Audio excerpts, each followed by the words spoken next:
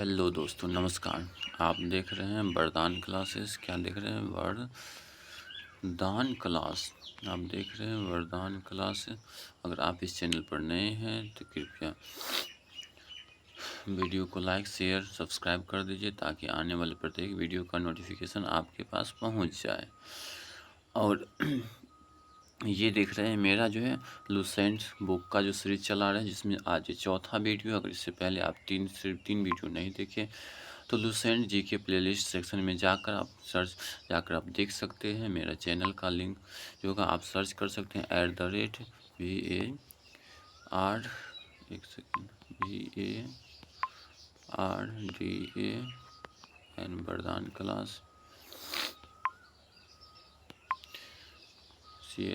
बिना स्पेस दिए हुए @ वरदान क्लास अगर आप लिखते हैं तो डायरेक्ट सबसे ऊपर में हिंदी में लिखा हुआ मिलेगा मेरा चैनल वरदान क्लासेस। यहाँ से आप जाकर प्लेलिस्ट सेक्शन में जाकर 6 से लेकर 12 तक का प्रत्येक क्लास के लिए अलग अलग प्लेलिस्ट बना दिए हैं। शायद लुसेंट जीके का भी और अन्य बुक का भी बनाएंगे, तो आप इस चैनल पर जाकर लाइक, सब्सक्राइब, शेयर कर दीजिए और वीडियो को सारे देख लीजिए।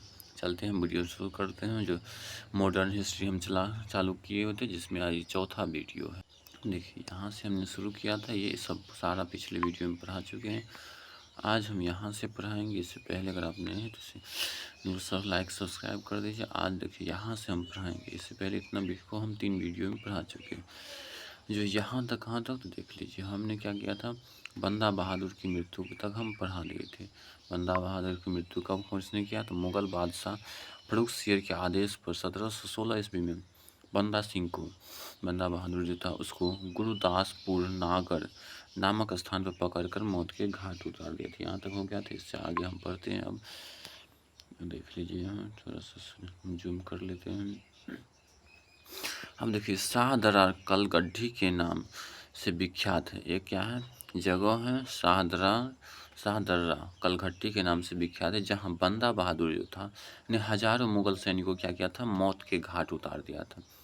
बंदा की मृत्यु के बाद सिख कई छोटे छोटे टुकड़े में बंट गया था। बंदा बहादुर जैसे मर गया 1716 ईस्वी में, उसके बाद सिख जो है अलग अलग छोटे टुकड़ों में बट गया।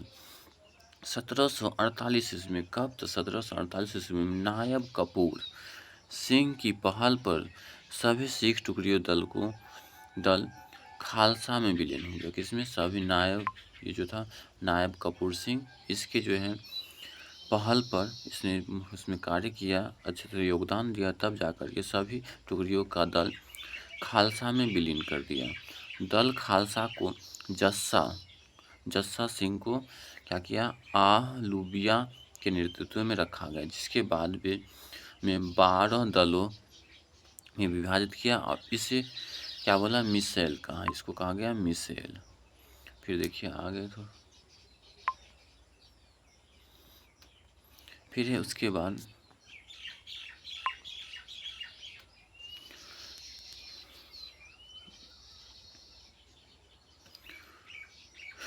मिसेल अरबी भाषा का शब्द। किसका शब्द है? मिसेल जो था अरबी भाषा का शब्द है।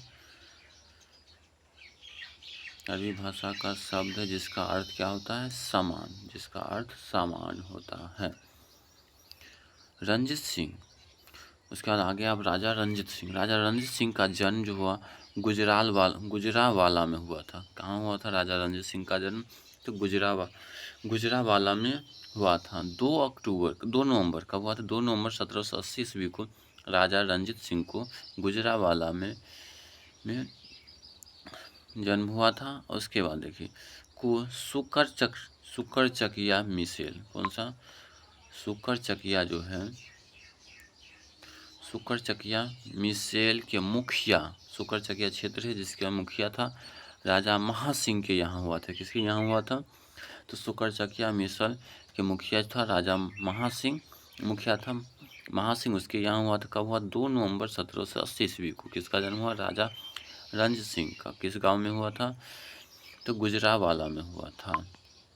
उसके बाद देखिए, इसके दादा चरत सिंह था। क्या था इसके दादा का नाम? राजा रणजीत सिंह के दादा का नाम चरत सिंह था। ने 12 मिसेल में सुकरचकिया मिसल को प्रमुख स्थान दिला दिया था। 12 जो था मिसल था जिसमें सुकरचकिया सबसे महत्वपूर्ण स्थान पर था, प्रमुख स्थान पर था। अब देखिए 1980 में इसका जन्म हुआ, लेकिन 1798-99 में राजा रणजीत सिंह लाहौर का शासक कब बना, लाहौर का राजा कब बना राजा रणजीत सिंह? तो 1798-99 में मात्र 18-19 वर्ष की आयु में जो है राजा रणजीत सिंह लाहौर का राजा बन गया, शासक बन गया।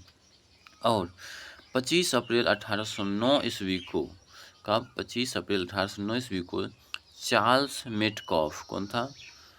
चार्ल्स जो है मेटकॉफ और महाराजा रणजीत सिंह के बीच अमृतसर का भी संधि हुआ था। पूछा जाता अमृतसर का संधि किसके बीच हुआ था? तो चार्ल्स मेटकॉफ और राजा रणजीत सिंह के बीच हुआ। कहाँ हुआ था? अमृतसर के बीच हुआ था। कब हुआ था? तो 22 अप्रैल 1809 ईस्वी में हुआ था। ये बड़े से बड़े एग्जाम में पूछा जाता। राजा रणजीत सिंह का राज्य 4 सूबों में बटा हुआ था। राजा रणजीत सिंह का राज्य था कितने सूबों में? 4 सूबों में बटा हुआ था। पहला था पेशावर, कश्मीर, मुल्तान और लाहौर। आज जैसे राज्य है 4, 28 राज्य है, उसी प्रकार उस समय 4 इसका जो है राज्य की तरह था सूबा। अब महाराजा रणजीत सिंह का आदेश, महाराजा रणजीत सिंह जो है विदेशी मंत्री फरीक अजीउद्दीन, कौन था? महाराजा रणजीत सिंह का विदेश मंत्री फरीक अजीउद्दीन एवं वित्त मंत्री दीनानाथ था। ये भी कई एग्जाम में पूछा गया है। महाराजा रणजीत सिंह का विदेश मंत्री कौन था? तब फरीक अजीउद्दीन एवं वित्त मंत्री कौन था? तो दीनानाथ था। अब देखिए 7 जून 1839 को में राजा रणजीत सिंह का क्या हो जाता है? मृत्यु हो जाता है। राजा रणजीत सिंह की मृत्यु कब होता है?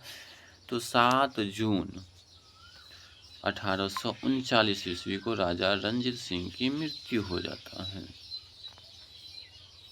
उसके बाद देखिए क्या हुआ? प्रथम आंग्ल सिख युद्ध कब हुआ था? 1845-46 में हुआ था। इस द्वितीय अंग मैसूर युद्ध कौन सा था?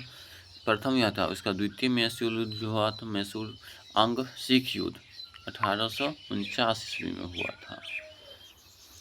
उसके बाद देखिए अंग्रेज और सिख के बीच के संधि हुआ। पहला लाहौर की संधि हुआ जो कि 9 मार्च कब हुआ? 1846 ईस्वी में हुआ था। और दूसरा भैरोवाल की संधि हुआ था जो कि 22 दिसंबर 1846 ईस्वी को हुआ था। इस संधि के तहत राजा दिलीप सिंह, राजा रणजीत सिंह के मरने के बाद उसके पुत्र राजा दिलीप सिंह जो था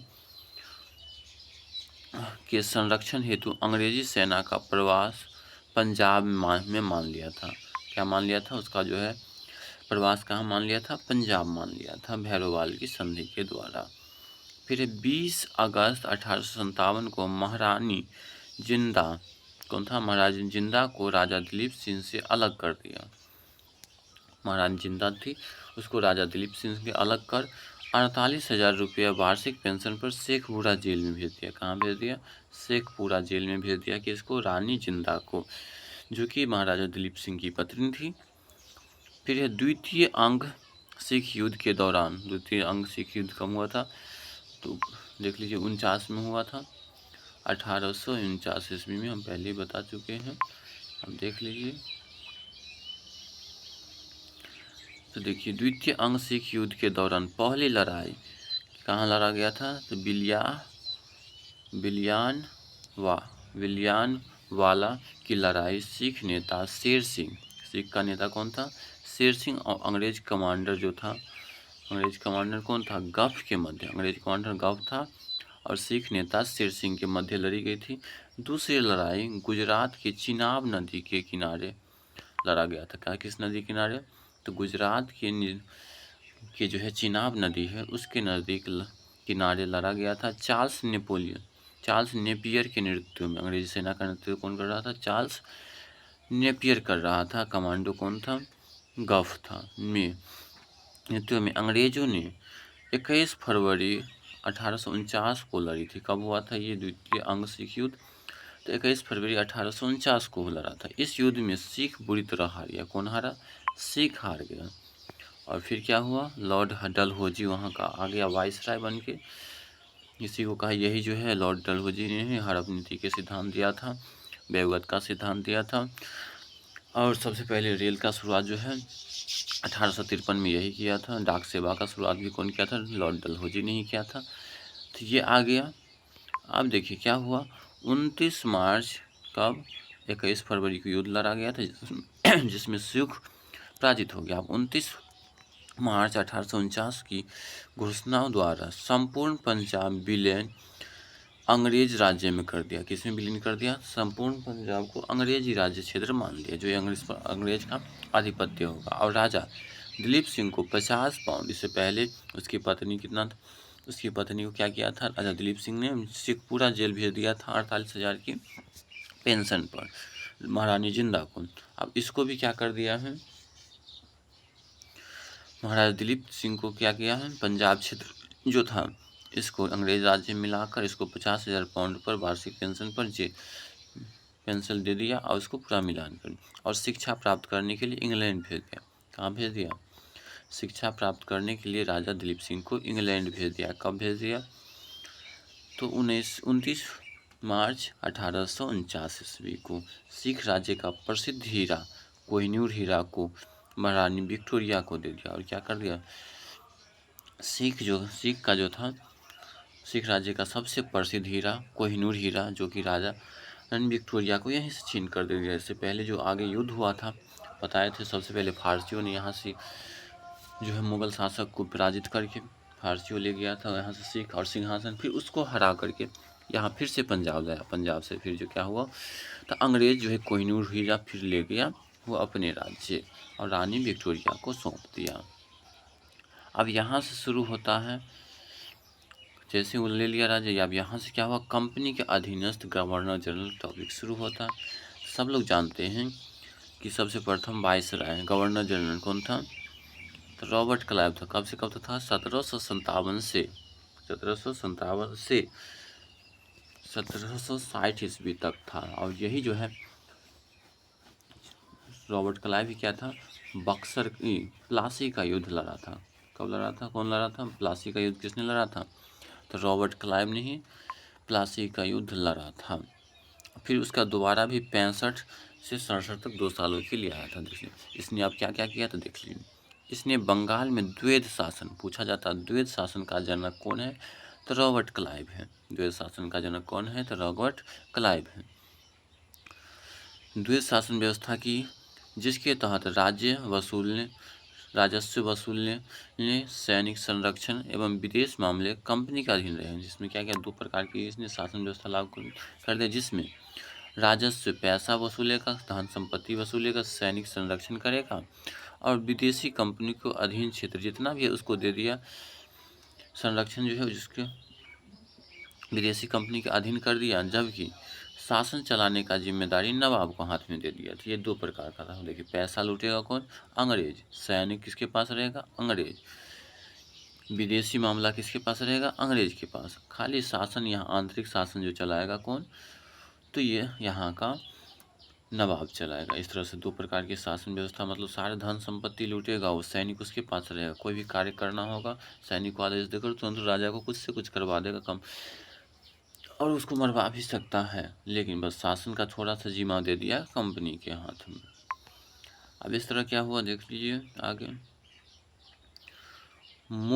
इससे मुगल साम्राज्य शाह आलम द्वितीय कौन था उस समय? जो राजा था, नवाब था, शाह आलम द्वितीय, इलाहाबाद की द्वितीय संधि जो कब हुआ था? 1765 में, बक्सर की युद्ध के बाद। 1764 में बक्सर का युद्ध हुआ और 1765 में इलाहाबाद का द्वितीय संधि के द्वारा कंपनी के संरक्षण ले लिया। उसका तो जो विलय नीति था उसको मानना पड़ा। तो संरक्षण कंपनी के संरक्षण में ले लिया। रॉबर्ट क्लाइव ने बंगाल के समस्त क्षेत्र के लिए 2 उप दीवान, ये पूछा जाता है, रॉबर्ट क्लाइव ने कितने उप दीवान सौंपा? 2 उप दीवान सौंपा। बंगाल के लिए किसका? मोहम्मद रजा खान को।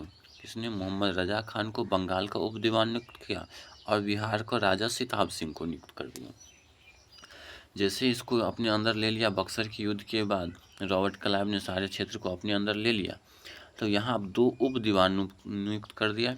पहला था बंगाल क्षेत्र के लिए राजा मोहम्मद रजा खान, और बिहार के लिए राजा सिताब सिंह को नियुक्त किया गया। और ये सबसे बड़े बड़े एग्जाम पूछा जाता है, बीपीएससी में भी पूछा गया एग्जाम।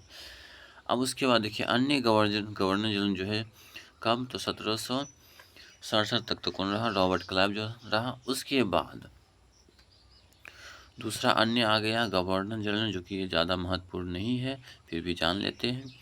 बेरलास्ट था, और उसके बाद कार्टी जो कि 1759 तक रहा, फिर 69 तक रहा। उसके बाद कार्टीफर था जो 1769 से 72 तक रहा। फिर वारेन हेस्टिंग जो 1772 से 1764। वारेन हेस्टिंग के बारे में कई बार एग्जाम में पूछा जाता।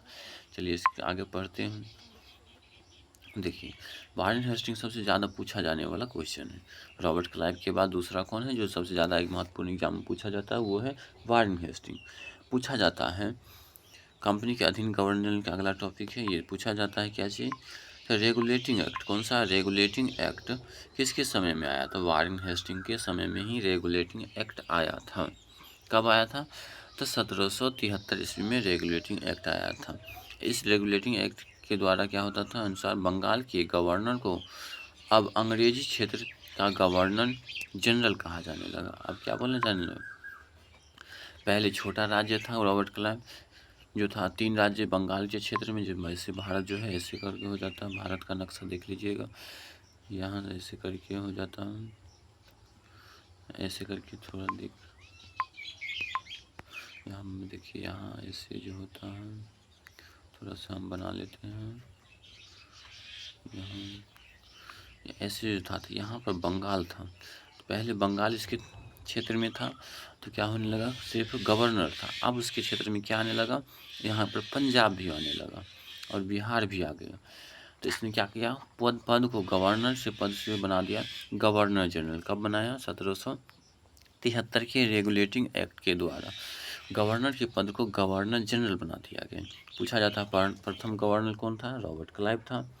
और अंतिम गवर्नर कौन था? तो ये वारेन हेस्टिंग था। पूछा जाता है, इसको याद करना, क ह ग।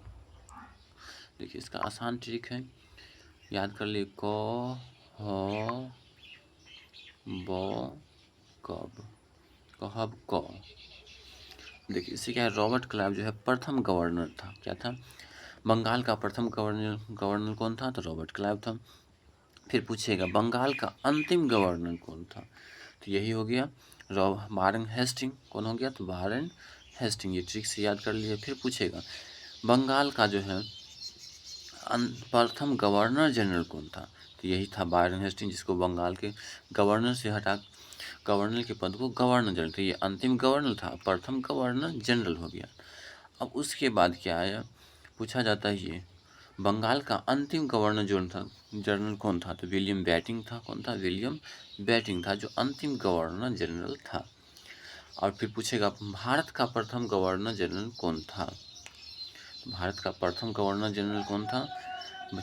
जैसे क्या कर दिया, गवर्नर जनरल का पद को अब बंगाल से अब भारत कर दिया था। भारत का प्रथम गवर्नर जनरल यही बन जाएगा, अंतिम भी रहेगा। बंगाल का अंतिम गवर्नर जनरल रहेगा कौन? तो विलियम बेटिंग। और प्रथम भारत का प्रथम गवर्नर जनरल बन जाएगा विलियम बेटिंग। फिर पूछेगा भारत का अंतिम जो है गवर्नर जनरल कौन था? तो लॉर्ड कैनिंग था। कौन था? Lord Canning. पूछेगा प्रथम वायसराय कौन था? प्रथम वायसराय कौन था? सॉरी मिट गया, फिर से देख लीजिए, याद कर लीजिएगा। एक सेकेंड, मिट जाता है, एक सेकेंड, फिर क्या खुल, ये ट्रिक है, बता दिए हैं आपको। प्रथम बंगाल का प्रथम गवर्नर था लॉर्ड कैनिंग, लॉर्ड क्लाइव। ये प्रथम गवर्नर कौन था? रॉबर्ट क्लाइव था। फिर अंतिम गवर्नर कौन था? वारेन हेस्टिंग था। फिर अंतिम प्रथम गवर्नर जनरल कौन था बंगाल का? तो ये वारेन हेस्टिंग था। फिर उसके बाद भारत का ये जो है, उसके बाद पूछा जाता है बंगाल का अंतिम गवर्नर जनरल कौन था? तो विलियम बेटिंग था। फिर पूछा जाता है भारत का प्रथम गवर्नर जनरल कौन था? तो यही विलियम बेटिंग पूछेगा। फिर भारत का अंतिम गवर्नर जनरल कौन था? तो लॉर्ड कैनिंग था।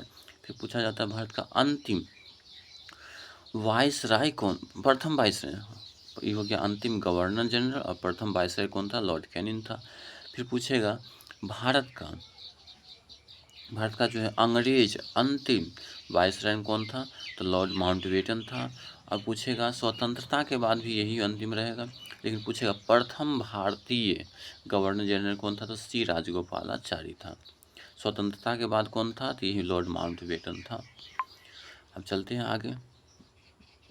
हम देखिए ये बता ही चुके हैं वारेन हेस्टिंग रेगुलेटिंग एक्ट किसके समय में आया? तो वारेन हेस्टिंग के समय। इसके तहत क्या हुआ? 1773 के रेगुलेटिंग एक्ट के द्वारा वारेन हेस्टिंग को बंगाल के गवर्नर से गवर्नर जनरल का पोस्ट दे दिया, मतलब उससे बड़ा पोस्ट दे दिया, क्योंकि उसके क्षेत्र में आप पंजाब भी आने लगा था, बिहार भी आने लगा था और साथ में बंगाल भी आने लगा था। ये 3 क्षेत्र आने लगे के कारण इसको क्या कर दिया था? गवर्नर से गवर्नर जनरल बना दिया था। और इसमें 2 उप दीवान नियुक्त किया था, जिसमें बंगाल के लिए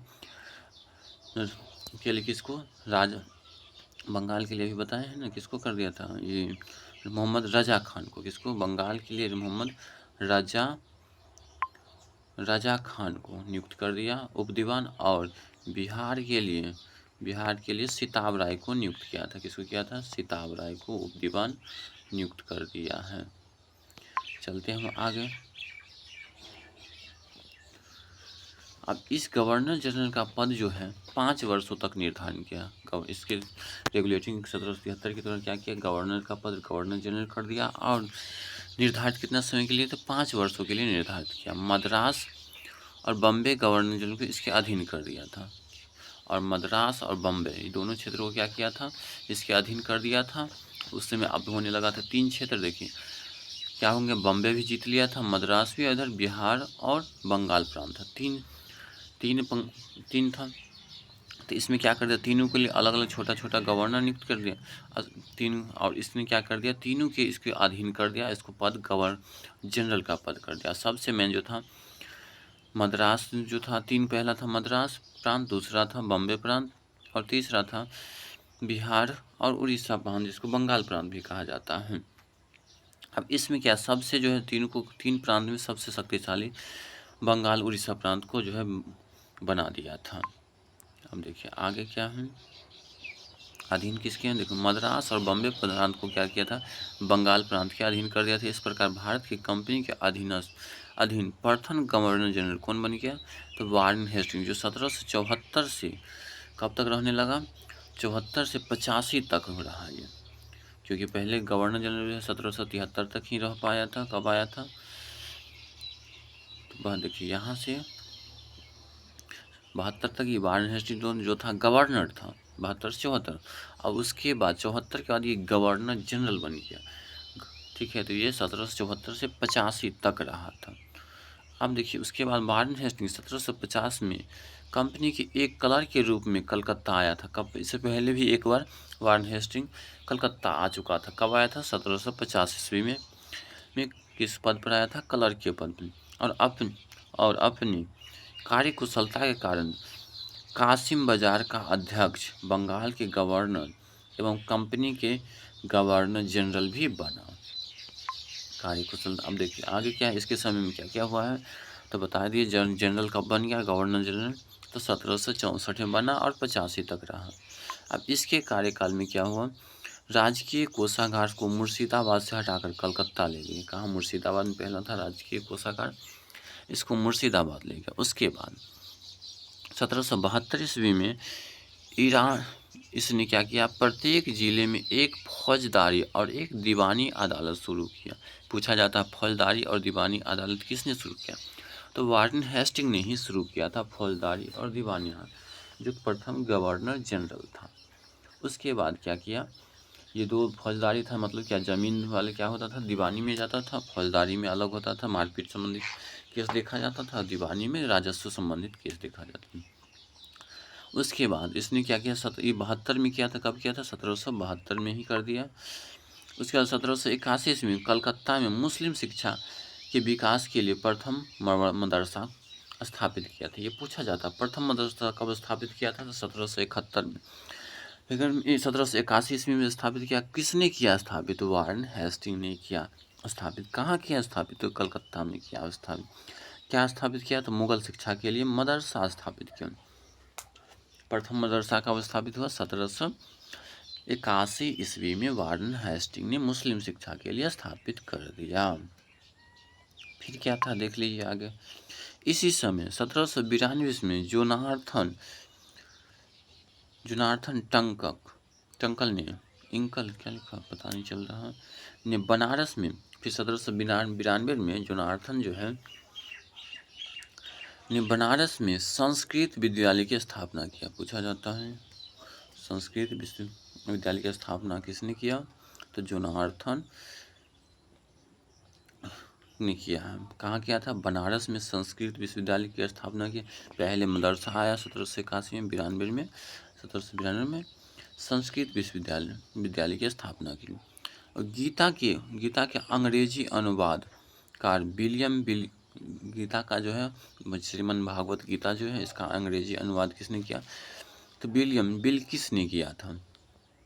को हेस्टिंग ने आश्रय प्रदान किया। क्या किया? हेस्टिंग ने आश्रय प्रदान किया। उसको कहा कि तुम ठहरो यहाँ, रुको मेरे दरबार में, और गीता का हिंदी से इंग्लिश, संस्कृत से इंग्लिश अनुवाद कर दो। तो उसका कौन किया था? विलियम विल्किस ने गीता का संस्कृत से, हिंदी से इंग्लिश में अनुवाद कर दिया। किसके समय में ये भी हुआ था? तो ये भी वारेन हेस्टिंग के समय में ही हुआ था। फिर इसी समय में कौन है? William Jones. इस समय क्या था? विलियम जोन्स, जो कि 1784 ईस्वी में एशियाटिक सोसाइटी ऑफ बंगाल की स्थापना किया। ये पूछा जाता है, सबसे महत्वपूर्ण सवाल। एशियाटिक सोसाइटी ऑफ बंगाल की स्थापना कब हुआ? 1784 ईस्वी में। किसने किया? विलियम जोन्स ने किया। ये भी पूछा जाता है। मदरसा कब स्थापित किया? 81 में। संस्कृत विद्यालय कब स्थापित हुआ? उसके बाद कब हुआ? तो ये 1792 में। एशियाटिक सोसाइटी ऑफ बंगाल की स्थापना विलियम जोन्स ने कब किया? 1784 ईस्वी में किया। फौजदारी और दीवानी अदालत कब स्टार्ट हुआ? तो 1772 ईस्वी में स्टार्ट हुआ।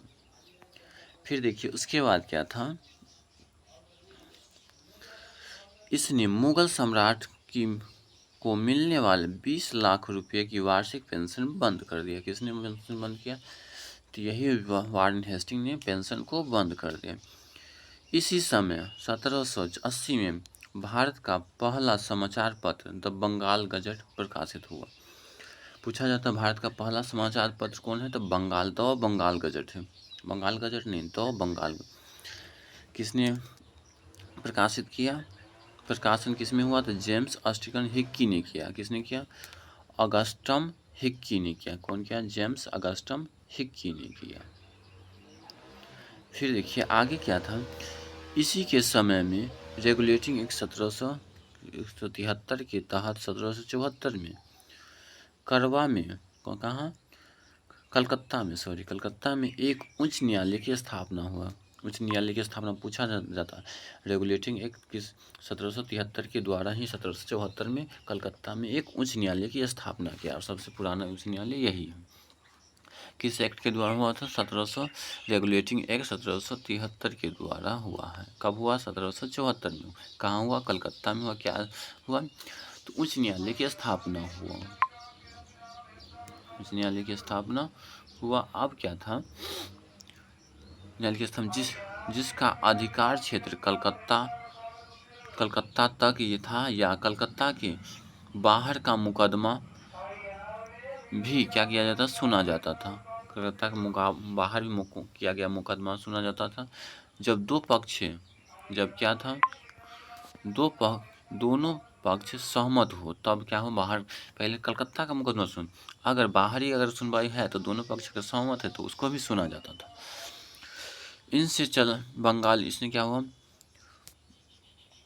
बंगाली ब्राह्मण नंद कुमार पर झूठा क्या किया? बंगाली एक ब्राह्मण था जो क्या नाम था? नंद कुमार पर झूठा जो था मुकदमा कर दिया, और इसे उच्च न्यायालय में लाकर फांसी की सजा दे दिया। क्या कर दिया? बंगाली जो झूठा केस कर दिया। किसने किया था? इस पर स्पष्ट नहीं दिख रहा है। सैप ऐसे कर कुछ है जिसने बंगाली नंद कुमार का पर झूठा आरोप लगाकर यहाँ फांसी दे दिया। अब इससे क्या हुआ? प्रथम आंग्ल सिख युद्ध जो प्रथम, अब उसका मराठा युद्ध जो है 1775 से 82 ईस्वी तक लड़ा गया था, एवं द्वितीय जो है मैसूर युद्ध 1780 से 84 के बीच किसके समय में? वारेन हेस्टिंग के समय में ही लड़ा गया था। मैसूर युद्ध प्रथम और द्वितीय दोनों किसके समय में? वारेन हेस्टिंग के समय में ही लड़ा गया था। प्रथम अंग मैसूर युद्ध जो है सालबाई की संधि द्वारा समाप्त हुआ 1782 ईस्वी में। किसके शासनकाल में? तो वारेन हेस्टिंग के शासनकाल में पूछा जाता है। प्रथम अंग मराठा युद्ध जो हुआ वो किसके प्रथम अंग मराठा युद्ध जो है किस संधि द्वारा समाप्त हुआ? तो सालबाई की संधि द्वारा 1782 ईस्वी में समाप्त हुआ। जबकि द्वितीय अंग मैसूर युद्ध मंगलोर की संधि द्वारा समाप्त हुआ 1784 ईस्वी में, जो कि हम पहले ऊपर ही पिछले वीडियो में बता चुके हैं अच्छा से। किसके बारे में? टिप्पू सुल्तान के बारे में बता चुके हैं। उसके जाकर आप पिछले वीडियो को आप जाकर देख सकते हो, उसमें अच्छी तरह समझाया है। अब इसी के कार्यकाल में क्या हुआ? बोर्ड ऑफ रेवेन्यू की भी स्थापना हुआ। किसके कार्यकाल में हुआ था? तो वारेन हेस्टिंग के कार्यकाल में बोर्ड ऑफ रेवेन्यू की स्थापना हुई। उसके बाद देखिए इसी के समय में क्या हुआ? पिट्स इंडिया एक्ट 1784 के विरोध में इस्तीफा देकर जब वारेन हेस्टिंग फरवरी 1785 में इंग्लैंड पहुंचा तो वर्कर द्वारा उसके ऊपर महाभियोग लाया गया, परंतु 1795 ईस्वी में इसे आरोप मुक्त भी कर दिया। जब क्या हो गया? पिट्स इंडिया एक्ट के विरोध में, किसके विरोध में? पिट्स इंडिया एक्ट जो आया था 1784 ईस्वी में। कब आया था पिट्स इंडिया एक्ट? 1784 में। पूछा था रेगुलेटिंग एक्ट कब आया? 1773 ईस्वी में। लागू कब हुआ? 1774 ईस्वी। पिट्स इंडिया एक्ट जो 1784 में आया था, इसके विरोध में जब स्वयं विरोध करने लगा तो इस्तीफा दे दिया। किसने इस्तीफा दे दिया? वारेन हेस्टिंग ने इस्तीफा दे दिया। कब दिया? तो फरवरी 1785 ईस्वी में वो ब्रिटेन पहुंचा, इंग्लैंड पहुंचा। तो वर्कर द्वारा लगाए गए आरोप पर इस महाभियोग लगाया गया। और क्या हुआ? महाभियोग तो लगाया, परंतु 1795 ईस्वी में आरोप को से इसको क्या कर दिया? मुक्त कर दिया, इसको छोड़ दिया। फिर उसके बाद 85 के बाद 1 साल के सर मैकफर्सन जो है वो गवर्नर जनरल बन के आया, लेकिन इसके कारण ये अस्थायी रूप से नियुक्त हुआ था उसके हटने के बाद। इसके बाद आया कॉर्नवालिस, और ये सबसे महत्वपूर्ण है, इसके बारे में पूछा जाता है, इसके बारे में ज़्यादा नहीं पूछा जाता है। अब कॉर्नवालिस जो है 1786 से 1793 में तक रहा। उसके बाद 1705 में फिर आया था, ये 2 बार आया था। अब इसके समय शासनकाल में क्या क्या हुआ तो देख लीजिए। इसके समय में, किसके समय में? लॉर्ड कॉर्नवालिस के समय में जिले के समस्त अधिकार कलेक्टर के हाथों में दे दिए। किसके? कॉर्नवालिस ने क्या किया? प्रत्येक जिले में एक कलेक्टर पद नियुक्त किया। किसने नियुक्त किया? तो लॉर्ड कॉर्नवालिस ने कलेक्टर का पद नियुक्त किया था प्रत्येक जिले में, और जिले के समस्त अधिकार किसके हाथ में सौंप दिया? कलेक्टर के हाथ में सौंप दिया। जो आज भी है कलेक्टर हमारे जिले में बैठते हैं, जो समस्त जिलों का मालिक होता है। अब इसने क्या किया? इसने भारतीय न्यायाधीश से मुक्त जिला फौजदारी, भारतीय न्यायाधीश से मुक्त जिला फौजदारी अदालतों को समाप्त कर दिया। देखो लाया था किसने? वारेन हेस्टिंग ने। समाप्त किसने किया? तो कॉर्नवालिस ने फौजदारी अदालत को समाप्त किया। उसके स्थान पर 4 भ्रमण करने वाली अदालतें, जिसमें 3 बंगाल के लिए और 1 बिहार के लिए नियुक्त किया। 4 भ्रमण करने वाला अदालत नियुक्त किया, जिसमें 3 बंगाल के लिए था और 1 बिहार के लिए था। फिर उसी के समय में क्या हुआ? कॉर्नवालिस ने, जो कि 1793 ईस्वी तक रहा, 86 में आया, 93 तक रहा, फिर दोबारा कब आया? 1805 में। तो देख लीजिए कॉर्नवालिस ने 1793 ईस्वी में प्रसिद्ध कॉर्नवालिस कॉर्नवालिस कोर्ट का भी निर्माण करवाया, जो शक्तियों का पृथक्करण पर आधारित था। किस पर आधारित था? शक्तियों का पृथक्करण पर आधारित था। इसी के समय में क्या हुआ? पुलिस कर्मचारियों के वेतन में वृद्धि के साथ ग्रामीण क्षेत्रों से पुलिस अधिकार प्राप्त जमींदारों को अधिकार से वंचित कर दिया था। तो ये उतना महत्वपूर्ण नहीं है, लेकिन फिर पढ़िए। फिर क्या है? कंपनी के कर्मचारियों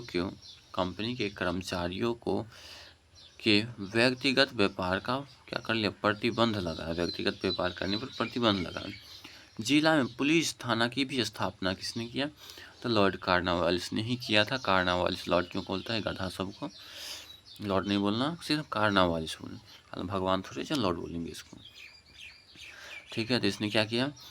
जिला में कॉर्नवालिस ने क्या किया? जिला पुलिस की स्थापना किया और 1 दरोगा को इंचार्ज बना दिया, जो आज भी है। जिला पुलिस हर एक जो है क्या है? एक थाना का जो इंचार्ज होता है, कौन होता है? दरोगा होता है। तो किसकी देन है? तो कॉर्नवालिस की देन है। फिर भारतीयों के लिए सेना में सूबेदार, भारतीयों के लिए सेना में सूबेदार, जमादार, प्रशासनिक सेवा, मुसीफ, सदर, अमीन, डिप्टी कलेक्टर से ऊंचा पद नहीं की दिया। इस सबको ये किसको, सूबेदार, जमादार, प्रशासनिक सेवा, मुसीफ, सदर, अमीन, इस सब को क्या था, कलेक्टर के नीचा रखा, ऊंचा पद नहीं दिया। सबसे ऊंचा पद कौन था, डिप्टी कलेक्टर का जाता था, जो कि क्या है, डीएम होता है। फिर इसने 1793 ईस्वी में क्या किया, अस्थाई बंदोबस्त, ये सबसे ज़्यादा महत्वपूर्ण है, पूछा जाता है अस्थाई बंदोबस्त किसने लागू किया, किसने, कार्नवालिस ने लागू किया, जिसके तहत क्या था, जमींदारों को अब भू राजस्व का लगभग 90% भाग कंपनी को तथा लगभग 1%, लगभग 10% भाग अपने पास रखना पड़ता था। यानी कि क्या था, अगर वो 11 भाग असूलता था तो 10, अगर 11 किलो अनाज उसने राजस्व के तौर पर जमींदार असुला है किसी किसान से, तो 10 किलो अनाज जो है कंपनी को दे देगा और 1 किलो अनाज जो है वो स्वयं रख लेगा। इसी को कहा जाता है, जो कंपनी 10 भाग रखेगा 11 में और जमींदार 1 भाग रखेगा 11 में, जो कि लगभग में कितना, 90% और 10% के बराबर होता है, लेकिन इतना होता नहीं है, लगभग में है। फिर उसके बाद क्या हुआ, अस्थाई बंदोबस्त की योजना जॉन सोर ने बनाई थी। अस्थाई बंदोबस्त लागू किसने किया, कार्नवालिस ने लागू किया, लेकिन बनाया किसने था, जॉन सोर ने बनाई थी। इसे बंगाल, बिहार, उड़ीसा, बनारस एवं मद्रास के उत्तरी जिलों में लागू किया। कहाँ कहाँ लागू किया, ये कभी कभी जब हार्ड क्वेश्चन बना रहा था तो ऐसे क्वेश्चन पूछ देता था। जो अस्थाई बंदोबस्त किस क्षेत्र में लागू किया, तो किस क्षेत्र में, बंगाल में लागू किया, बिहार में लागू किया, उड़ीसा में लागू किया, बनारस में लागू किया और मद्रास के दक्षिणी नहीं उत्तरी जिले में लागू किया। इसमें जमींदार भू राजस्व की दर तय करने के लिए स्वतंत्र था, जमींदार को छोड़ दिया था, आप जितना चाहे वसूल लीजिए राजस्व अपने अनुसार। फिर कार्नवालिस के समय में क्या हुआ, भारत में नागरिक सेवा का जनक किसको कहा जाता है, नागरिक सेवा का जनक भी किसको कहा जाता है, कार्नवालिस को ही कहा जाता है भारत में। फिर क्या था, जॉन सोर, ये बताए हैं सर जॉन सोर, सर को हटा दो, गधा है, सर कहने के ऊपर अलग लायक नहीं है। फिर जॉन जो है सोर, क्या नाम है, जॉन सोर, ठीक है, जो कि क्या था, अस्थाई बंदोबस्ती का बनाया था, योजना तैयार किया था। वो 1793 से 1798 ईस्वी तक भारत का गवर्नर जनरल रहा। बंगाल का गवर्नर जनरल, भारत का नहीं, बंगाल का गवर्नर जनरल, ये अभी तक जितना पढ़ रहे हैं ये सब का सब क्या था, बंगाल का। जो अब इसके समय में उतना कोई महत्वपूर्ण अपना कुछ नहीं हुआ, ज़्यादा हुआ था। इसने हस्तक्षेप की नीति बस एगो लाया था, जो कि कभी कभी पूछा जाता है या नहीं के बराबर। लॉर्ड बेल्लेजिल के बारे में कुछ पूछा जाता है, जिसके बारे में देखिए, इसने क्या किया, सहायक संधि लाया। पहले कार्नवालिस ने अस्थाई बंदोबस्त लाया, सहायक संधि किसने लाया, तो लॉर्ड बेलेजली ने लाया था, जो कि 1798 से 1805 ईस्वी तक 1805 ईस्वी तक रहा था बंगाल का गवर्नर जनरल। भारत में सहायक संधि का प्रयोग सबसे पहले किसने, लॉर्ड बेलेजी से पूर्व फ्रांसीसी गवर्नर जनरल डुप्ले ने भी कर चुका था। सहायक संधि किसने लिया था, तो डुप्ले किया था। उसके बाद अंग्रेज ने कौन किया था, बेल्जी ने किया। अब सहायक संधि करने वाला प्रथम राज्य कौन था, हैदराबाद का निजाम था। सहायक संधि करने वाला प्रथम राज्य कौन था, हैदराबाद का निजाम था, जो 1798 ईस्वी में लाया और इसी समय हुआ। फिर दूसरा कौन था, मैसूर था। इस संधि के तहत क्या था, उसके राज्य को हड़प लेता था, मतलब सेना उसको दे देता, सेना और राजस्व कंपनी वसूलता था और जो है शासन राजा चलाता था। तो सबसे पहले सहायक संधि किसने स्वीकार किया, हैदराबाद का निजाम था, जो 1798। फिर 99 मैसूर के राजा, फिर तंजौर के राजा अक्टूबर 99 में ही अवध को ये क्या कर विलीन कर लिया।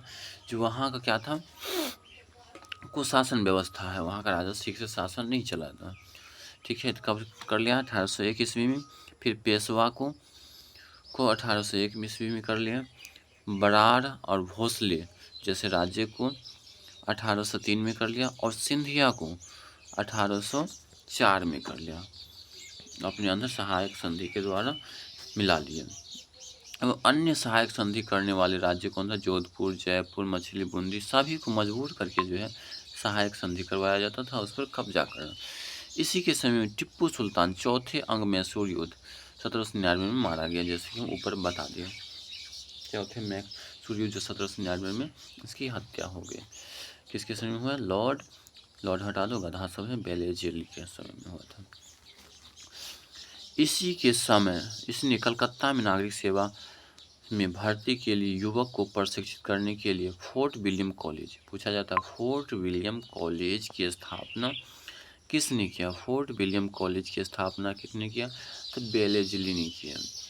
फिर उसके बाद अब इसने स्वयं को बंगाल का शेर कहा। गधा है, गधा को शेर कभी कहा जाता है। अभी भी बंगाल टाइगर खैर कभी सामना हो जाएगा तो भेंट आ जाएगा। बंगाल टाइगर सबसे ज़्यादा फेस, ये स्वयं को इंसान का भी टाइगर बन सकता है। गधा जो है जानवर की उपाधि धारण करता है।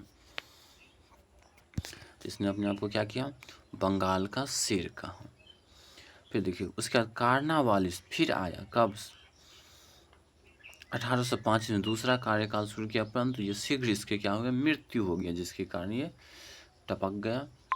कार्नावालिस दूसरा पहले आया था, कब बताए थे? 1792 से 98 तक। देखिए ऊपर लिखा हुआ फिर से एक बार, ये 1792 नहीं, लॉर्ड बेलेज कार्नावालिस 1786 से 1793 तक रहा। उसके बाद 2005 में फिर आया। जन सौर प्रणाली यही हो गया है, ठीक है, दोबारा कार्य, लेकिन इसके शीघ्र ही मृत्यु हो गया। मृत्यु हो जाने के बाद सर जॉर्ज वारले आया था। कौन आया? जो 1705 से 1707 तक रहा।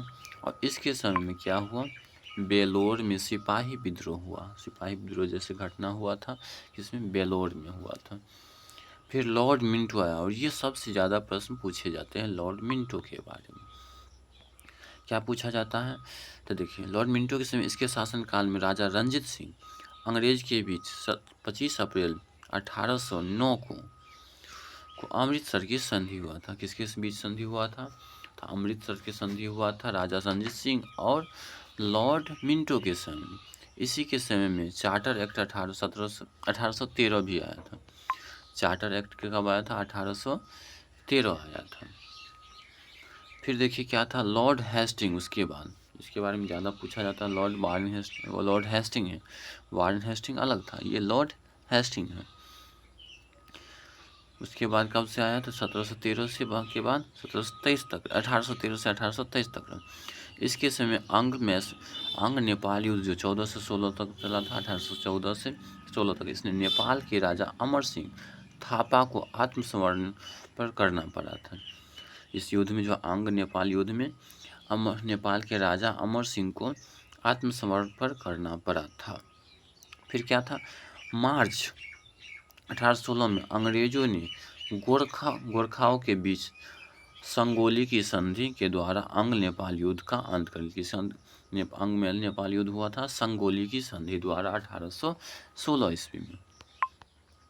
फिर देखिए उसके बाद क्या हो? इसके समय में पिंडारिया का दमन करते। पिंडारिया का क्या कर दिया? दमन कर दिया। पिंडारिया क्या था? तो पिंडारिया के प्रमुख नेता के वासील, मोहम्मद चित्तू और करीम खान थे, जिसको दमन किया था। उसके बाद इसने मराठों की शक्ति का अंतिम रूप से नष्ट कर दिया। अच्छे रूप से नष्ट किसने किया? तो यह लॉर्ड मिंटो ने ही किया था। फिर लॉर्ड मिंटो ही क्या किया? इसने प्रेस पर लगे प्रतिबंध को हटा दिया। प्रेस पर लगे प्रतिबंध को किसने हटाया? तो लॉर्ड मिंटो ही नहीं हटाया, जो कि रेगुलेटिंग एक्ट वारन हेस्टिंग के समय में प्रेस पर प्रतिबंध लगा दिया था, इसने हटा दिया। प्रेस पर समाप्त कर प्रेस के मार्गदर्शन के लिए नियम बनाया। और इस समय में 1822 में ईस्वी में क्या हुआ? टेनेसी एक्ट या काश्तकारी अधिनियम किसने लाया? तो लॉर्ड मिंटो ने ही काश्तकारी अधिनियम लाया, टेनेसी एक्ट लाया, जो कि कई एग्जाम में पूछा जाता है। देखिए उसके बाद काश्तकारी अधिनियम जो है टेनेसी एक्ट 1722 में मिंटो लाया था, लॉर्ड मिंटो। इसके बाद इसको जाने के बाद 1723 से 1728 ईस्वी तक लॉर्ड जो है हम स्टर्न आया था। कौन आया था? हम स्टर्न। लॉर्ड सब गधा सबके नाम ये लगाइए, नहीं हटाइए।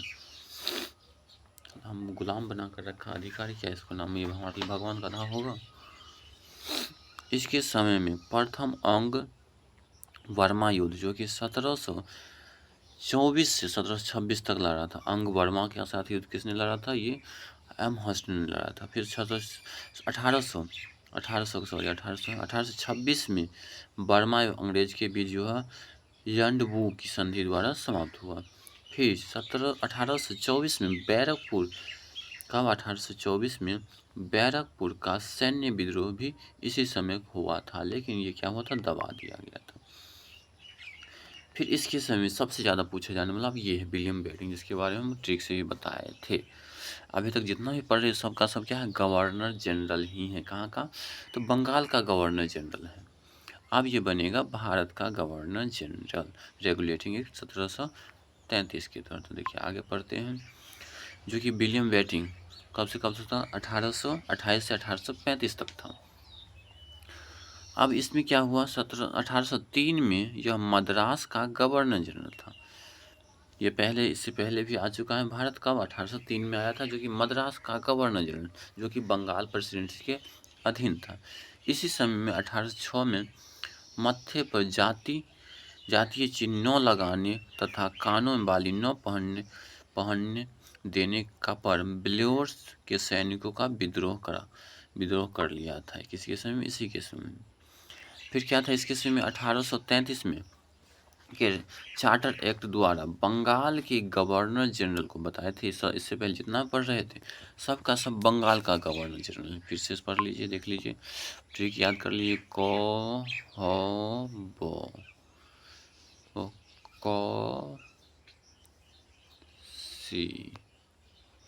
कम सी, इससे आप याद रखिए। सबसे पहले रॉबर्ट क्लाइव कब? तो 1757 से, ठीक है। 1757 में प्रथम गवर्नर बन के आया। बंगाल का प्रथम गवर्नर कौन था? तो रॉबर्ट क्लाइव है, जो कि कब? तो 1757 में आया। फिर पूछा जाता है अंतिम गवर्नर कौन? बंगाल का अंतिम गवर्नर तो वारेन हेस्टिंग जो था, जो कि कब रहा था? 1773 में। और 1773 में रेगुलेटिंग एक्ट के तहत जो है क्या कर दिया? 1773 में रेगुलेटिंग एक्ट के तहत जो है बंगाल के गवर्नर को गवर्नर जनरल बना दिया। और अंतिम गवर्नर था बंगाल का प्रथम गवर्नर कौन था? तो वारेन हेस्टिंग था। उसके बाद आ गया 1833। क्या आ गया? 1833 के चार्टर एक्ट 1833 के द्वारा जो था बंगाल के गवर्नर जनरल, उसको भारत का गवर्नर जनरल बना दिया। तो ये जो होगा बंगाल का अंतिम गवर्नर जनरल कौन? तो विलियम बेटिंग। प्रथम भारत का प्रथम गवर्नर जनरल कौन? तो लॉर्ड विलियम बेटिंग ही होगा। फिर 1857 आता है। कब आता है? 1857 की क्रांति सब लोग ने सुना ही होगा।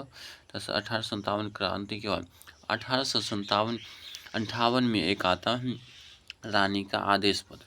इसमें क्या था? जो है भारत के गवर्नर जनरल का पद को वायसराय कर दिया। तो पूछा जाता भारत का अंतिम गवर्नर जनरल कौन? तो लॉर्ड कैनिंग, ठीक है, कैनिंग पूछा जाता, लॉर्ड कैनिंग। उसके बाद पूछेगा प्रथम वायसराय कौन? तो लॉर्ड कैनिंग पूछा जाता है। फिर अंतिम वायसराय कौन? आज़ादी के बाद जो है 1947 ईस्वी में भारत आज़ाद हो गया। तो पूछा जाता आज़ाद भारत का अंग्रेज अंतिम, पूछा जाएगा अंतिम अंग्रेज वायसराय कौन? तो हो जाएगा माउंटबेटन। पूछेगा प्रथम आज़ादी के बाद प्रथम वायसराय कौन? तो यही लॉर्ड माउंटबेटन। पूछा जाता है उसके बाद पूछा जाता है प्रथम भारतीय वायसराय कौन? तो सी राजगोपालाचारी। अंतिम वायसराय कौन? तो सी राजगोपालाचारी ही होंगे। चलते हैं, देखिए आगे। तो ये चार्टर एक्ट आया। कौन सा? रेगुलेटिंग 1773 था। ये है 1833 का चार्टर एक्ट द्वारा बंगाल के गवर्नर जनरल को भारत का गवर्नर जनरल बना दिया। इस प्रकार भारत का पहला गवर्नर जनरल भी कौन बना? विलियम बेटिंग ही था। और बंगाल का अंतिम गवर्नर जनरल भी विलियम बेटिंग ही होगा। अब इसके समय में क्या था? राजा राजा राम मोहन राय, जिसको आधुनिक भारत का जनक भी कहा जाता था। आधुनिक भारत का जनक किसको कहा जाता है? राजा राम मोहन राय को कहा जाता है। राजा राम मोहन राय के सहयोग से विलियम बेंटिंक ने सती प्रथा का अंत कब किया? सती प्रथा का अंत 1829 ईस्वी में राजा राम मोहन ने विलियम बेंटिंक की सहायता से कर दिया। विलियम बेंटिंक ने सहयोग से, राजा राम मोहन की सहायता सहयोग से विलियम बेंटिंक ने क्या किया? सती प्रथा का अंत कर दिया। सती प्रथा का अर्थ क्या हो गया? जो अगर किसी का पति अगर मृत्यु हो जाता तो उसके पत्नी को साथ में जला दिया जाता था। इस प्रथा का अंत किसने किया? विलियम बेंटिंक ने किया, जो कि एक सत्य था, जो कि बुराई था। हालांकि ये जो है हमारे धर्म में था नहीं, पर ये मुगल से परेशान होकर के ये प्रथा शुरू हुआ था। मुगल पहले क्या करते थे? राजा को मार देते थे, उसकी पत्नी के साथ बहुत सारे अत्याचार करते थे, अपने रखेल बना लेते। इसलिए जो है मुगल समय में क्या करता था, जो राजा मर जाता था उसकी पत्नी उसके साथ ही जल जाती थी। आज भी राजा मानसिंह का आप देख सकते हैं ग्वालियर का किला भी जो है इसका साक्षात उदाहरण, जिसमें गोहर एक देख सकते हैं जिसमें सभी महारानी ने खुद को जला लिया था, जो कि हम घूम कर आए, आप लोग भी देख सकते हैं। इसमें देखिए क्या है, विलियम बेंटिंक सती प्रथा का अंत कर दिया। उसका विलियम बेंटिंक ने इस प्रथा के खिलाफ में कानून भी बनाया। कब? 1829 में। धारा 17 के द्वारा विधवा को सती होने और अवैध घोषित कर दिया। क्या हो गया? विधवा क्या किया था? विलियम बेंटिंक ने इस प्रथा के खिलाफ कानून बना दिया। और कब बनाया? 1829 ईस्वी में धारा 17 के द्वारा विधवा के सती होने को अवैध बताया, और उसने बताया कि दोबारा शादी कर सकते हैं। फिर क्या था देखिए, अकबर और मराठा पेशवा ने भी सती प्रथा पर रोक लगाने का प्रयास शुरू में कर चुका था। फिर क्या था? William Bentinck. कौन है? विलियम बेंटिंक ने कर्नल सलीम की सहायता से 1830 तक ठगी प्रथा को भी समाप्त किया। ठगी प्रथा का समाप्त किसने किया? तो यही विलियम बेंटिंक ने किया, जो भारत का प्रथम गवर्नर जनरल था और बंगाल का अंतिम गवर्नर जनरल था। भारत का प्रथम गवर्नर जनरल कौन था? William Bentinck. और बंगाल का अंतिम गवर्नर जनरल कौन? तो विलियम बेंटिंक। अब देखिए 1835 में फिर क्या, बेंटिंक ने कलकत्ता में मेडिकल कॉलेज की स्थापना की। मेडिकल कॉलेज की स्थापना किसने? कलकत्ता में किया। इससे पहले हम बता चुके हैं 1792 ईस्वी में बनारस में क्या हुआ? हिंदू संस्कृत कॉलेज की स्थापना हुआ। इससे पहले 1771 में, कब? 1781 में क्या हुआ था? 1781 में जो था प्रथम मदरसा कोलकाता में खोला गया था। उसके बाद 1784 में पीट्स इंडिया एक्ट आया था, ठीक है ना। इसके 1784 में क्या आया? पीट्स इंडिया एक्ट आ गया था। उसके बाद देखिए, इसी के समय मैकाले की अनुशंसा पर, कौन था? मैकाले जो था अंग्रेजी शिक्षा का जनक, किसको कहा जाता है? मैकाले को ही कहा जाता है अंग्रेजी शिक्षा का जनक। तो इसी के समय मैकाले की अनुशंसा पर अंग्रेजी शिक्षा का माध्यम बना दिया था। शिक्षा का माध्यम कैसा होगा? अंग्रेजी बना। किसके अनुशंसा पर? मैकाले। इसलिए अंग्रेजी शिक्षा का जनक भारत में किसको कहा जाता है? मैकाले द्वारा कानून का वर्गीकरण भी किया गया था। विलियम बेंटिंक ने 1831 ईस्वी में मैसूर और 1834 ईस्वी में कुर्क एवं मध्य कचेर को हड़प लिया था। इसने भी हड़पा है, क्योंकि सारस्वत आता है हड़पने के लिए ही। इसने भारतीयों को उत्तरदायी पदों पर नियुक्त किया, गुलाम बनाने के लिए नियुक्त किया है, ताकि क्या हुआ? भारतीयों से ही भारत पर अधिकार करवाया जा सके। अब इसने क्या किया? शिशु बालिका की हत्या पर भी प्रतिबंध लगाई। अच्छा कदम है। शिशु बालिका की हत्या पर प्रतिबंध किसने लगाया? तो विलियम बेंटिंक ने। उसके बाद 35 में जाने के बाद 1 साल के लिए चार्ल्स मेटकॉफ आया। इसके बारे में एक सबसे ज़्यादा प्रश्न पूछा जाता था। इसने कार्यकाल में प्रेस को क्या कर दिया? स्वतंत्र नियंत्रण से हटा दिया। इसलिए बोला जाता है जो भारतीय प्रेस का मुक्तिदाता किसको कहा जाता था? तो चार्ल्स मेटकॉफ को भारतीय प्रेस का मुक्तिदाता कहा जाता है। चार्ल्स मेटकॉफ को क्या कहा जाता है? भारतीय प्रेस का मुक्तिदाता कहा जाता है। ये एक सवाल इससे बहुत ही महत्वपूर्ण पूछा है। उसके बाद आया लॉर्ड ऑकलैंड। इसके बारे में सबसे ज़्यादा महत्वपूर्ण नहीं है, कुछ आता है जब बहुत कम नहीं क्या आता, लेकिन ये वाला पूछा जाता है। भारतीय प्रेस का मुक्तिदाता किसको कहा जाता है? चार्ल्स मेटकॉफ को कहा जाता है। इसके समय में क्या हुआ, महत्वपूर्ण घटना क्या था, अंग अफगान युद्ध हुआ था 39 से 42 तक, अफगान से युद्ध लड़ा था। फिर 39 में इसने कलकत्ता से दिल्ली तक ग्रैंड ट्रंक रोड का मरम्मत कराया था, जो कि बाबर के समय में जो है बनाया गया था। ग्रैंड ट्रंक रोड, इसका मरम्मत किसने किया था, ऑकलैंड ने कराया था। फिर उसके बाद ये सब ज़्यादा महत्वपूर्ण नहीं, फिर पढ़िए, लॉर्ड एलिन्योर ने क्या था, प्रथम अंग अफगान युद्ध समाप्त किया था। चालू किसने किया था, ऑकलैंड ने चालू किया था, और ये एलियन समाप्त किया था। ये हम लोग पढ़ रहे हैं कि इसका भारत का गवर्नर जनरल, बंगाल का जो गवर्नर जनरल समाप्त हो गया था। चार्टर एक्ट 1833 के द्वारा। अब इसके समय में क्या हुआ, सिंधु का अगस्त, इसके समय में सिंधु को अगस्त 1843 में पूर्ण रूप से ब्रिटिश साम्राज्य में, सिंधु नदी के आसपास के क्षेत्र को क्या कर लिया जो था, तो पूरे ब्रिटिश साम्राज्य में मिलाया कौन, एलिन बरो ने। फिर दास प्रथा का उन्मूलन इसी के समय में हुआ, दास प्रथा का अंत इसी के समय में हुआ था, तब एलिनर के समय। फिर लॉर्ड हार्डिंग, सबसे ज़्यादा पूछे जाने वाले प्रश्न इससे हुए, लॉर्ड हार्डिंग ये द्वितीय है, सॉरी लॉर्ड हार्डिंग प्रथम है, ये इसको प्रथम, इसके बारे में नहीं पूछा, लॉर्ड हार्डिंग द्वितीय के बारे में पूछा जाता है। ये लॉर्ड हार्डिंग है, इससे के बाद भी एक और लॉर्ड हार्डिंग आया है, तो इसलिए इसको प्रथम उसको द्वितीय बना दिया। इसके समय महत्वपूर्ण घटना क्या था, अंग सिख युद्ध जो है 45-46 तक लड़ा था, जिसमें अंग्रेज जीता था, और नर बलि प्रथा पर प्रतिबंध लगा था। इसमें क्या था, आदमी मनुष्य को बलि प्रथा दे दिया था, जिस पर प्रतिबंध लगा। अब ये डलहौजी सबसे महत्वपूर्ण है, जो कई सबसे महत्वपूर्ण है, और ये सबसे बड़े बड़े एग्जामों में यूपीएससी बीपीएससी जैसे महत्वपूर्ण एग्जामों में पूछा जाता है। इसके समय में क्या था, द्वितीय अंग सिख युद्ध लड़ा गया था 48 से 49 के बीच में, जिसमें पंजाब ब्रिटिश शासन में विलीन कर लिया। जगत प्रसिद्ध सिख राज्य का प्रसिद्ध हीरा कोहिनूर हीरा महारानी विक्टोरिया को दिया, यही गधा दिया लेकर भाग गया था चोरवा, हालांकि चोर नहीं है, जीत कर ले गया था युद्ध लड़के, लेकिन गधा था, लूटने के ही भरोसे ही भारत आया था। हमारी ही सेना से भारतीयों को लड़ा कर ये जीत कर गया था, चाल खेल कर, फूट डालो और राज करो की नीति अपनाकर।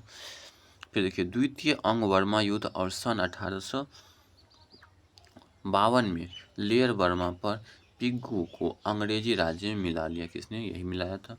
फिर क्या था, डलहौजी ने सिक्किम पर 2 अंग्रेजी डॉक्टरों के साथ दुर्व्यवहार का आरोप लगाकर 1850 में उसको क्या कर लिया, उस पर भी अधिकार कर लिया। अंग्रेज डॉक्टर पर 2 जो है सिक्किम के डॉक्टर पर दुर्व्यवहार का आरोप लगाया और उसको भी अधिकार कर लिया।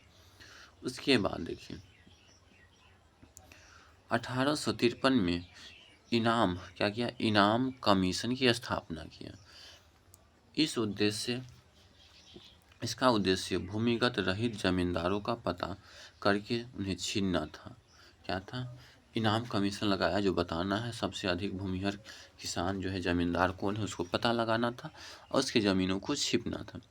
डलहौजी का शासन उसके लिए बेवगत का सिद्धांत जो है, हड़प नीति जो होता है, बेवगत का सिद्धांत डिक्टेंट ऑफ लैंड के कारण अधिक याद किया जाता है। बेवगत का सिद्धांत किसने दिया, तो लॉर्ड डलहौजी ने। इस नीति के तहत अंग्रेजी साम्राज्य में विलीन किए गए राज्य, सबसे पहले कौन था, सतारा। बेवगत के सिद्धांत की तरह सबसे पहले सतारा को क्या किया, हड़प लिया गया था। और विलय की नीति के तहत किसको, सबसे पहले हैदराबाद को निजाम जो कि को हड़प लिया था 1798 ईस्वी में, ठीक है ना, जो कि बताए हुए ऊपर। और ये बेवगत के सिद्धांत के तहत सबसे पहले सतारा को, और विलय नीति के तहत सबसे पहले विलय संधि के द्वारा हैदराबाद के निजाम को। इसमें क्या हुआ देख लीजिए, सबसे पहले सतारा को बेवगत के सिद्धांत की तरह हड़प लिया, फिर जैतून को जो बुंदेलखंड है आज उसको, फिर संभलपुर को, कब, तो ये 1749 ईस्वी में किया। उसके बाद बघाट जिसको हिमाचल प्रदेश है, फिर 1850 है, सॉरी सब 1850 है। फिर उदयपुर को 1852 में, और झांसी को 1853 में, और नागपुर को 1854 में हड़प लिया।